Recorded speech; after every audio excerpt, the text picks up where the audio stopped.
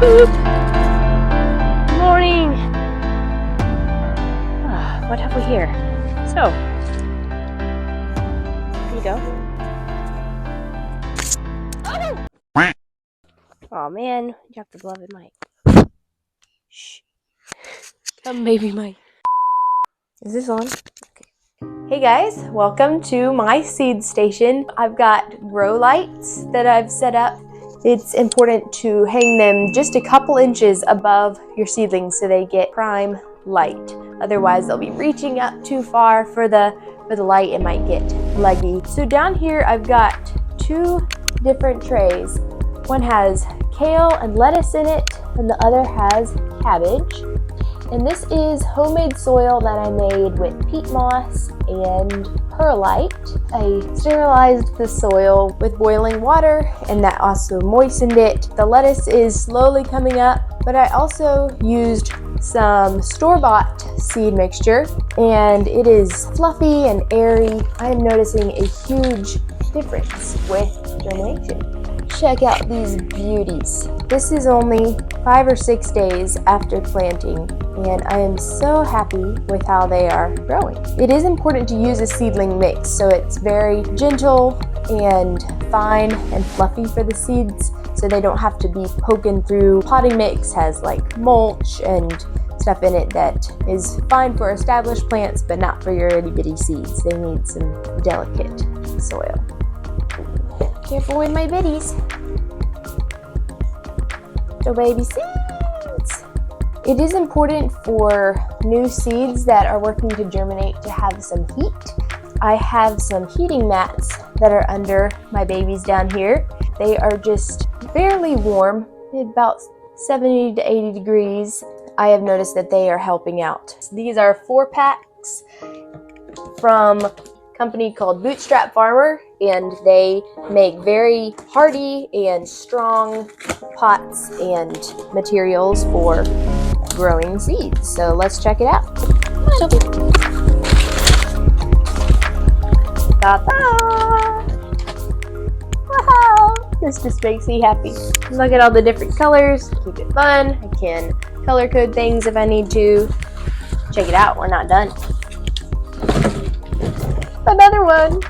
So I'm planning to plant tomatoes in here, peppers, and who knows what else. But they're nice and big, so I can start them in here and grow them all the way until it's time to transplant. We are using a seed company called Berlin Seeds.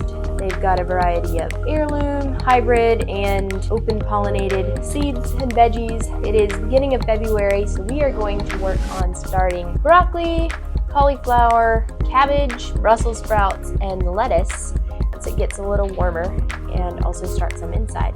So we've got some really handy growing trays right here. These have 50 cells in them and are specifically handy for those kind of veggies where you plant a lot of them at one time. We have our seedling mix right here.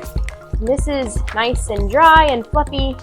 We're going to need to moisten it so that it's ready for some seeds. You can pour a good bit of that because we got a good bit of dirt.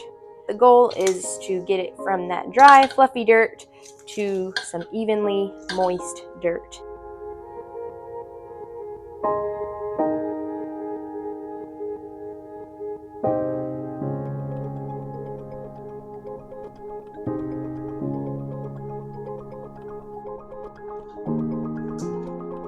Ooh, nice. They put little tags in there for us. We just got a few seeds in here, so let's spare me. Alright, so we are going to take half of this big tray and we are going to plant one kind of broccoli. So it's usually a good idea to plant a few of each seed in each cell to ensure that they germinate.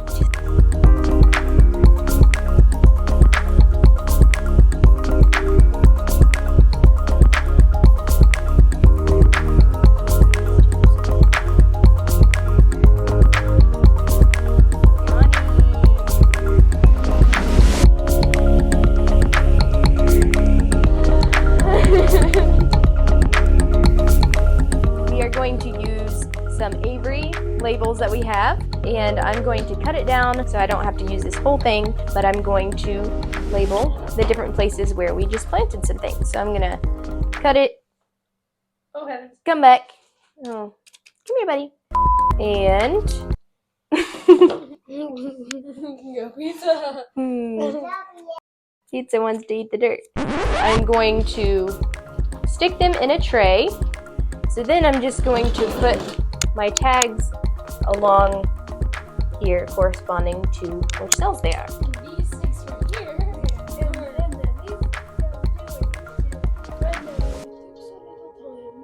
right? Have more Brussels.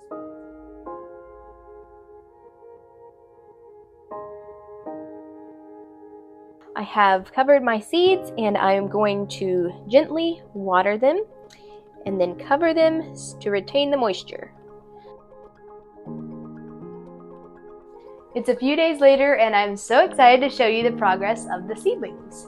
First of all, when I covered them with a saran wrap, I went and put them in our dark pantry on top of our fridge and our freezer, where it's a nice warm bed for them to lay on, and that was like a growing mat in the dark, which was great for helping them germinate quickly. So after 2 days, I came and put them under my grow lights, just keeping the grow lights a couple inches over the seeds so that they can get all that good light and not have to reach way up for it and get lucky. We turned off the grow lights for filming because they are so bright, but let me show you what they look like now that we have all these plants.